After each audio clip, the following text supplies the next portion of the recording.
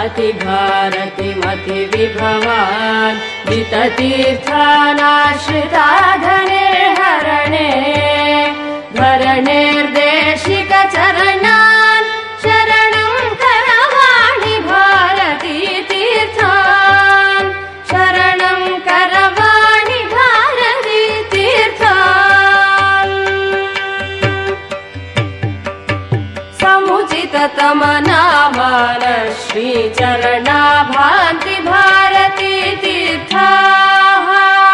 परमा गुरवो गुरवः क्रीडन्त्येतेषु पूजितेषु परम् समुचिततमनामान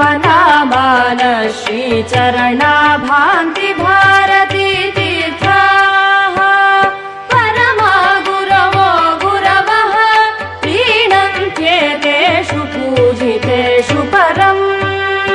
आनन्दे खलु वर्षे जगतामानन्द वृन्द सङ्गात्री आश्रमचर्यातुर्या भुवनाचार्या समाश्रिता वर्या आनन्दे खलु वर्षे जगतामानन्द वृन्द सङ्गात्री आश्रमचर्यातुर्या